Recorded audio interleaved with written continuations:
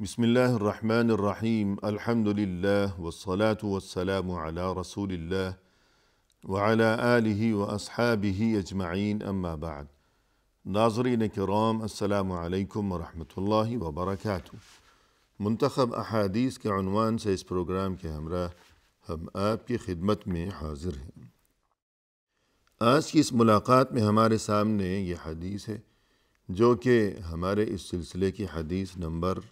10 ہے۔ اس حدیث میں رسول اللہ صلی اللہ علیہ وسلم کی جانب سے امت کو جو قیمتی تعلیم دی گئی ہے، تو اس کی مناسبت سے آج کی ہماری اس ملاقات کا عنوان ہے رزق حلال کی اہمیت۔ فرمایا کہ عن ابی ہریرہ رضی اللہ عنہ قال، حضرت ابو ہریرہ رضی اللہ عنہ نے فرمایا، قال قال رسول اللہ صلی اللہ علیہ وسلم، کہ رسول اللہ صلی اللہ علیہ وسلم نے یوں ارشاد فرمایا ہے، ایھا الناس، اے لوگو، ان اللہ طیب لا یقبل الا طیبا، یقیناً اللہ تو بہت ہی پاک ہے، اور یہ کہ یقیناً اللہ تو نہیں قبول فرماتا مگر صرف اس چیز کو جو کہ بہت ہی پاک ہو۔ وَإِنَّ اللَّهَ أَمَرَ الْمُؤْمِنِينَ بِمَا أَمَرَ بِهِ الْمُرْسَلِينَ، اور یہ کہ یقیناً اللہ نے اہل ایمان کو بھی وہی حکم دیا ہے کہ جو حکم اللہ نے اپنے رسولوں کو دیا ہے۔ فقال، چنانچہ اللہ نے یہ حکم دیتے ہوئے یوں ارشاد فرمایا ہے، یعنی قرآن کریم میں، یا ایھا الرسل کلوا من الطیبات واعملوا صالحا انی بما تعملون علیم، اے رسولو، تم کھاؤ پاکیزہ رزق اور اچھے کام کرو، جو کچھ بھی عمل تم انجام دیا کرتے ہو یقیناً میں اسے خوب جانتا ہوں۔ ناظرین، حدیث کا حصہ ابھی باقی ہے، آگے مزید بھی ہے، البتہ یہ کہ فی الحال تاکہ گفتگو کا سلسلہ اور یہ کہ یہ معاملہ ساتھ ساتھ چلتا رہے اور یوں اس حدیث کے ہر حصے کو سمجھنے میں سہولت رہے، تو آگے حدیث مکمل کرنے کی بجائے فی الحال ہمیں یہ سمجھنا چاہیے کہ یہاں اس حدیث میں رسول اللہ صلی اللہ علیہ وسلم کی طرف سے یہ جو ارشاد ہوا کہ یقیناً اللہ پاک ہے، ان اللہ طیب، طیب کے معنی ہے پاک، اور یہ کہ اللہ نہیں قبول فرماتا مگر اسی چیز کو جو کہ طیب ہو، یعنی پاک ہو۔ تو ہمیں یہ بات معلوم ہونی چاہیے کہ ایک چیز ہے طیب اور اس کے بالمقابل دوسری چیز ہے خبیث۔ طیب کے معنی ہے پاک یا پاکیزہ، کوئی بہت اچھی چیز، بہت عمدہ چیز، جبکہ خبیث کے معنی ہے بری چیز۔ اب یہ جو معاملہ ہے کہ کوئی بھی چیز یا طیب ہوگی یا اس کے برعکس وہ خبیث ہوگی، تو طیب کے بارے میں جس طرح ہم نے کہا کہ اس کے معنی ہے پاک، اب وہ چیز جو کہ پاک ہے، پاکیزہ ہے، اور یہ کہ بہت ہی عمدہ ہے، اور یہ کہ بہت ہی بہترین ہے، تو وہ کوئی چیز بھی ہو سکتی ہے کہ بہترین چیز، وہ کوئی سامان بھی ہو سکتا ہے کہ اچھا سامان، بہترین سامان یا برا سامان، اور اسی طرح مزید یہ کہ وہ کوئی کام بھی ہو سکتا ہے کہ اچھا کام، عمل صالح، عمل طیب، یا اس کے برعکس یہ کہ برا کام، یا اسی طرح وہ کوئی بات ہو کہ اچھی بات، کہ مثلاً کلمہ طیبہ، طیب کے معنی یہی گفتگو چل رہی ہے کہ اچھی چیز، عمدہ، پاکیزہ، تو طیب کا مؤنث طیبہ، کلمہ طیبہ، یعنی بہت پاکیزہ بات، مثلاً کلمہ توحید کو کلمہ طیبہ کہا جاتا ہے۔ قرآن کریم میں فرمائے کہ الم تر کیف ضرب اللہ مثلا کلمۃ طیبۃ کشجرۃ طیبہ، کیا تم نے نہیں دیکھا اس بات کو کہ اللہ نے یہ جو ایک مثال بیان فرمائی ہے کہ کلمہ طیبہ، بہت ہی پاکیزہ کلمہ، کہ اس کی مثال یوں ہے کہ کشجرۃ طیبہ، بہت ہی پاکیزہ کوئی درخت ہو، وہ درخت اصلها ثابت وفرعها في السماء، کہ جس کی جڑیں زمین میں بہت دور تک، گہرائی کے اندر تک خوب پیوست ہیں، مضبوط ہیں، کہ آندھی آئے یا طوفان وہ درخت اپنی جگہ ثابت رہتا ہے، قائم و دائم رہتا ہے، مضبوط رہتا ہے، وہ اکھڑتا نہیں ہے، تو اس کی جڑیں زمین میں مضبوط ہیں، دور تک چلی گئی ہیں، پیوست ہیں۔ اور یہ کہ وَفَرْعُهَا فِي السَّمَاءِ، اس کی شاخیں آسمان میں بلندیوں میں اس قدر بلندیوں تک گئی ہوئی ہیں کہ آسمان کو چھو رہی ہیں۔ تو اسی طرح یہ کلمہ طیبہ، پاکیزہ بات، یہ کلمہ توحید، یہ کلمہ لا الہ الا اللہ، جس کسی کے دل میں یہ کلمہ اور اس کلمے پر ایمان، حقیقی ایمان خوب مضبوط ہوگا، راسخ ہوگا، پیوست ہوگا، تو پھر اس کی کیفیت یہ ہوگی کہ اس ایمان کے اثرات، کلمہ طیبہ پر ایمان کے اثرات بلندیوں تک پہنچیں گے، آسمانوں کو یہ اثرات و ثمرات چھو رہے ہوں گے، اللہ کی بارگاہ تک یہ ایمانی ثمرات پہنچ رہے ہوں گے، کہ تیری جبی ہو زمیں پر اور چرچے ہوں آسمانوں میں۔ تو مومن کی یہ کیفیت ہونی چاہیے کہ اس کی جبی، اس کی یہ پیشانی تو زمین پر ہو، سجدے کے دوران، نماز کے دوران، اپنے اللہ سے مناجات کے دوران، کہ اس کی یہ جبی زمین پر ہے، پیشانی زمین پر ہے، مگر چرچے ہوں آسمانوں میں۔ تو یہ بات بھی، کلمہ بھی، کوئی بھی کلام ہو، یہ بھی یا طیب ہوگا، اچھی بات طیب ہے،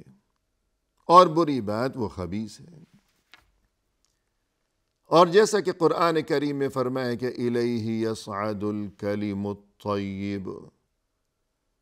جو اچھی بات ہوا کرتی ہے وہ اللہ کی طرف بلند ہوتی ہے، وہ اللہ کی بارگاہ میں پہنچتی ہے، کہ انسان جب کوئی اچھی بات کیا کرتا ہے، اللہ اور رسول صلی اللہ علیہ وسلم کے دین کی باتیں، تلاوت قرآن، یہ ذکر ہے، یہ تسبیح ہے، یہ تحمید ہے، یہ تحلیل ہے، یہ تکبیر ہے، کہ اپنی زبان سے یوں کہتے رہنا کہ لا الہ الا اللہ، اور یہ کہ سبحان اللہ، الحمدللہ، تو یہ تمام چیزیں الکلم الطیب، فرمایا کہ جو طیب، جو پاکیزہ باتیں ہیں وہ بلند ہوتی ہیں، وہ اللہ کی بارگاہ تک پہنچتی ہیں۔ تو کوئی بات بھی یا طیب ہوگی اور یا خبیث ہوگی، اور اسی طرح انسان کا عمل بھی یا طیب ہوگا یا خبیث ہوگا۔ والعمل الصالح یرفعہ، قرآن کریم میں فرمایا کہ جو پاکیزہ عمل ہے وہ بلند ہوتا ہے، اللہ کی بارگاہ میں پہنچتا ہے، اور اسی طرح مال بھی یا تو طیب ہوگا، پاکیزہ ہوگا، اور یا پھر مال خبیث ہوگا، برا ہوگا، ناپاک ہوگا۔ چنانچہ اس حدیث میں رسول اللہ صلی اللہ علیہ وسلم نے اللہ عز و جل کے بارے میں یہ جو ارشاد فرمائے کہ اللہ پاک ہے، بہت ہی پاکیزہ ہے، تو اس کا مقصد یہی ہے کہ اللہ ہر قسم کے عیب سے پاک ہے، اور یہ کہ اللہ کی ذات بھی، اللہ کی صفات بھی، اللہ کے احکام بھی، اللہ کی طرف سے جو بھی تعلیمات ہیں، جو بھی احکام ہیں، اللہ کا جو دین ہے، اور یہ کہ خود اللہ کی اپنی ذات بھی، اس کی صفات بھی، ہر لحاظ سے اللہ ہر نقص سے اور ہر عیب سے مکمل پاک ہے۔ تو جب وہ خود پاک ہے تو وہ اپنے بندوں کے بارے میں بھی یہی چاہتا ہے کہ اس کے بندے بھی پاک ہوں، اور یہ کہ بندوں کی گفتگو بھی پاک ہوا کرے، بندوں کا عمل بھی پاکیزہ ہوا کرے، اور یہ کہ خود بندوں کا اپنا کردار، اپنی سیرت بھی پاک ہوا کرے، کہ جس طرح ہم نے اس سے قبل یہ گفتگو کی کہ جب بات ہوگی طیب اور خبیث کے بارے میں، تو طیب یعنی پاکیزہ چیز، اچھی چیز، وہ کوئی چیز بھی ہو سکتی ہے، وہ کوئی سامان بھی ہو سکتا ہے، وہ کوئی بات بھی ہو سکتی ہے، وہ کوئی مال بھی ہو سکتا ہے، وہ کوئی کام بھی ہو سکتا ہے، بلکہ خود انسان بھی یا طیب ہوگا یا خبیث ہوگا،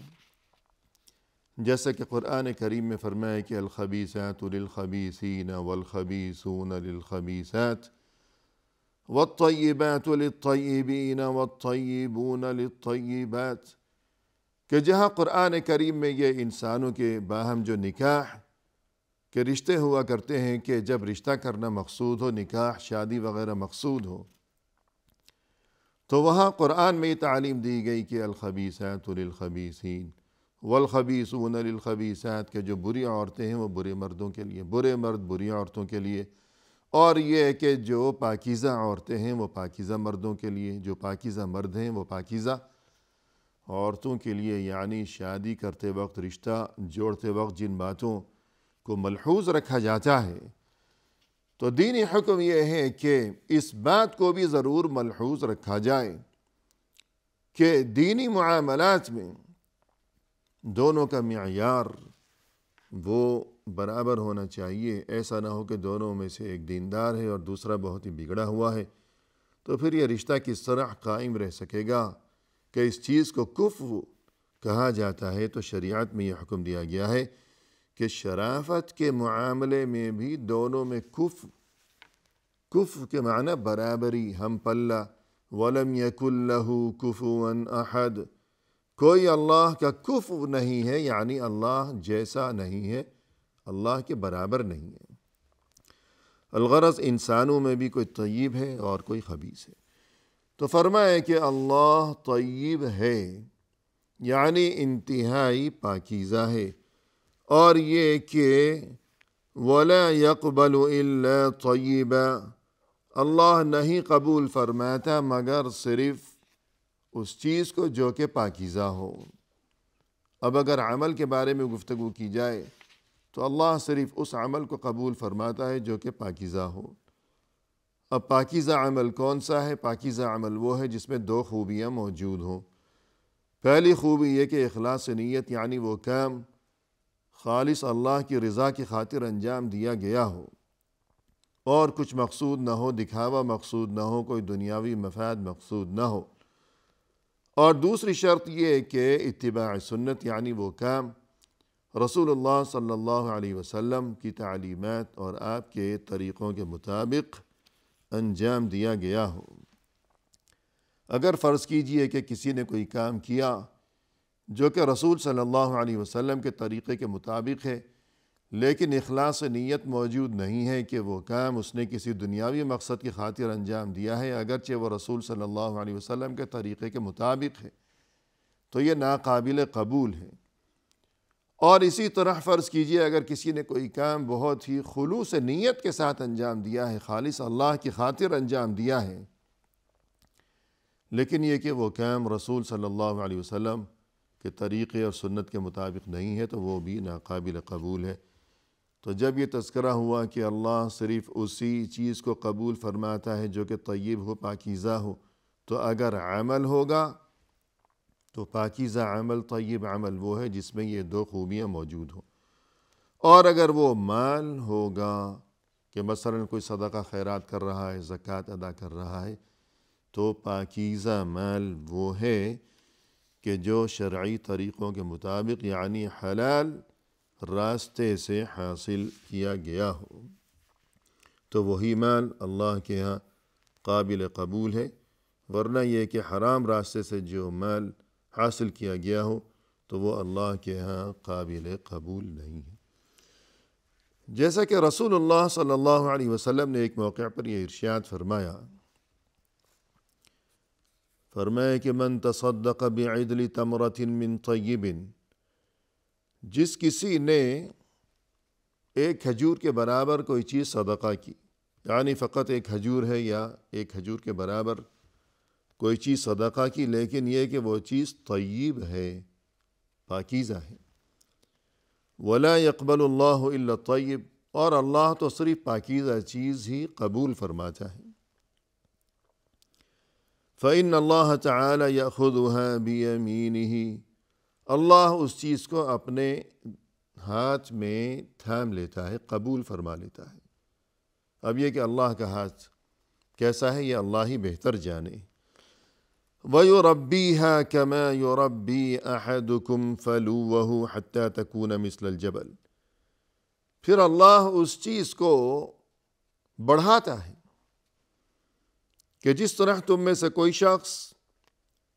گھوڑی کے بچے کی پرورش کیا کرتا ہے، یعنی اس معاشرے میں گھر گھر گھوڑا موجود ہوا کرتا تھا کہ وہ ان کی بڑی ضرورت تھی، تو سبھی لوگ گھوڑے کے بارے میں اس کی جو تفصیلات ہیں کہ گھوڑا ایسا ہوتا ہے ایسا ہوتا ہے، اور ظاہر ہے کہ جب کوئی مثال بیان کی جاتی ہے کسی کے سامنے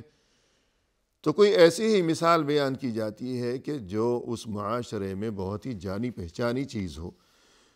تو وہ لوگ گھوڑا پالا کرتے تھے بہت شوق سے کہ گھوڑے کا نو مولود بچہ ہے،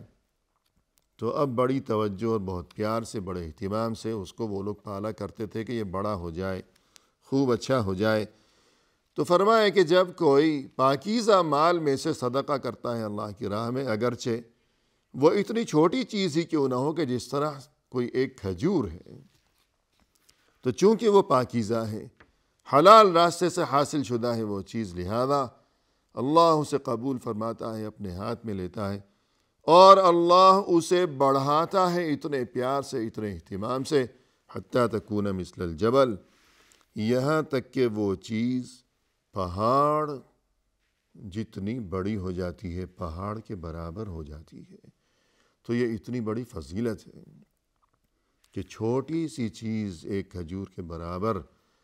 اللہ کے ہاں اتنی بڑی اس کی اہمیت ہے کہ اللہ اسے قبول فرماتا ہے اپنے ہاتھ میں، پھر اللہ اسے بڑھاتا ہے یہاں تک کہ وہ پہاڑ کے برابر ہو جاتی ہے، اور انسان کے لیے اتنا زیادہ اجر و ثواب، حالانکہ اس نے اتنی چھوٹی سی چیز صدقہ کی ہے، لیکن چونکہ وہ چیز جو صدقہ کی گئی ہے وہ طیب ہے، وہ پاکیزہ ہے، یعنی وہ حلال مال سے حاصل کی گئی ہے، اور یہ کہ حرام سے بچنے کا اہتمام کیا ہے اس شخص نے۔